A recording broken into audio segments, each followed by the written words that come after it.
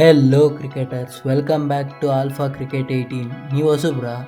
ಹಾಗಾದರೆ ಮೊದಲು ಹೋಗಿ ಚಾನಲ್ಗೆ ಸಬ್ಸ್ಕ್ರೈಬ್ ಆಗಿ ಬೆಲ್ ಐಕಾನ್ ಮೇಲೆ ಕ್ಲಿಕ್ ಮಾಡೋದನ್ನು ಯಾವುದೇ ಕಾರಣಕ್ಕೂ ಮರಿಬೇಡಿ. ಬನ್ನಿ ವಿಡಿಯೋನ ಶುರು ಮಾಡೋಣ.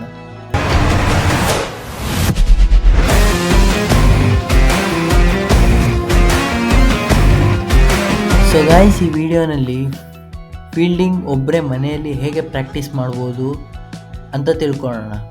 ಇನ್ನೊಂದು ಮಾತಲ್ಲಿ ಹೇಳ್ಬೇಕಂತಂದರೆ, as per video title, fielding drills part 2. ಅಕಸ್ಮಾತಾಗಿ ನೀವು ಇನ್ನೂ ಫೀಲ್ಡಿಂಗ್ ಪಾರ್ಟ್ 1 ನೋಡಿಲ್ಲ ಅಂತಂದರೆ ಫಸ್ಟ್ ಹೋಗ್ಬಿಟ್ಟು ನಮ್ಮ ಚಾನಲನ್ನು ನೋಡ್ಕೊಬನ್ನಿ. ಇದು ವಾರ್ಮಪ್ ಕ್ಯಾಚಿಂಗ್ ಪ್ರಾಕ್ಟೀಸ್. ಇದಕ್ಕೆ ಒಂದು ಗೋಡೆ ಅವಶ್ಯಕತೆ ಇದೆ. ಈ ನಾನು ಹೇಳ್ಕೊಡ್ತಿರೋ ಕ್ಯಾಚಿಂಗ್ ಡ್ರಿಲ್ಸಲ್ಲಿ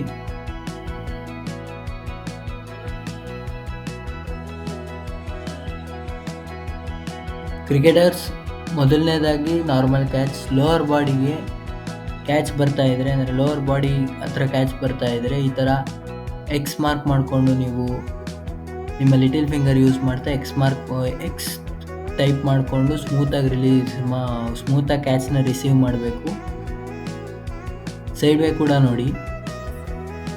ಎರಡನೇದು, ಚೆಸ್ಟಿಂದ ಮೇಲಿದ್ದರೆ ಕೈಯಲ್ಲಿ ಬಟ್ಲು ಮಾಡಿಕೊಂಡು ಅಥವಾ ಓವಲ್ ಶೇಪ್ ಮಾಡಿಕೊಂಡು ಬಾಲ್ ಚೆಸ್ಟ್ ಲೆವೆಲ್ ಮೇಲೆ ಬರ್ತಾ ಇದ್ದರೆ, ಹೈಟಲ್ಲಿ ಬರ್ತಾ ಇದ್ದರೆ ಚೆಸ್ಟ್ ಲೆವೆಲ್ಗಿಂತ ಮೇಲಿರಬೇಕು, ನಿಮ್ಮ ಬಾಡಿ ಚೆಸ್ಟ್ ಲೆವೆಲ್ಗಿಂತ ಮೇಲಿರಬೇಕು. ಈ ಕ್ಯಾಚ್ನ ಯೂಸ್ ಮಾಡ್ತಾರೆ.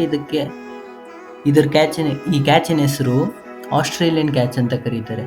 ಸ್ಪೆಷಲಿ ಆಸ್ಟ್ರೇಲಿಯಾ ಕ್ರಿಕೆಟರ್ಸು ಇಡೀ ಜಗತ್ತಿಗೆ ಈ ಕ್ಯಾಚನ್ನು ತೋರಿಸ್ಕೊಟ್ರು ಅಂತ ಕ್ರಿಕೆಟ್ ಹೇಳುತ್ತೆ, as per history. Lower body ಇದ್ದರೆ ನಾರ್ಮಲ್ ಕ್ಯಾಚು ಸ್ಮೂತಾಗಿ ರಿಸೀವ್ ಮಾಡಬೇಕು. ಹೇಗೆ ಫಿಸಿಕ್ಸ್ 9th ಸ್ಟ್ಯಾಂಡರ್ಡಲ್ಲಿ second law of motion, Newton second law ಅಲ್ಲಿ ಹೇಳ್ಕೊಟ್ಟಿದ್ದಾರೆ, ಹಾಗೆ ಸ್ಮೂತಾಗಿ ಕ್ಯಾಚನ್ನು ರಿಸೀವ್ ಮಾಡಿದಾಗ ನಿಮ್ಗೆ ಏಟ್ ಆಗಲ್ಲ. ಅಕಸ್ಮಾತಾಗಿ ನೀವು ಹಾರ್ಡಾಗಿ ರಿಸೀವ್ ಮಾಡ್ತಾ ಇದ್ದಾರೆ ಅಂತಂದರೆ ನಿಮ್ಗೆ ಏಟ್ ಆಗೋ ಚಾನ್ಸಸ್ ಜಾಸ್ತಿ ಇರುತ್ತೆ. ಸ್ಮೂತಾಗಿ ಕಾಮಾಗಿ ರಿಸೀವ್ ಮಾಡಬೇಕು. ನಾನು ಪ್ರಾಕ್ಟೀಸ್ ಮಾಡ್ತಿರೋದ್ರಿಂದ ನೋಡ್ಬೋದು ನೀವು ಸೈಡ್ ವೇಸಲ್ಲಿ, ಫ್ರಂಟ್ ವೇಸಲ್ಲೂ ತೋರಿಸ್ತೀವಿ. ಈ ಥರ ಸ್ಮೂತಾಗಿ ರಿಸೀವ್ ಮಾಡೋದ್ರಿಂದ ನಿಮ್ಮ ಕೈಗೆ ಏನು ಏಟ್ ಆಗದೆ ಆರಾಮಾಗಿ ನೀವು ಕ್ಯಾಚನ್ನು ಪಡ್ಕೋಬೋದು, ಈಸಿಯಾಗಿ ಕ್ಯಾಚ್ ಬಿಡದೆ.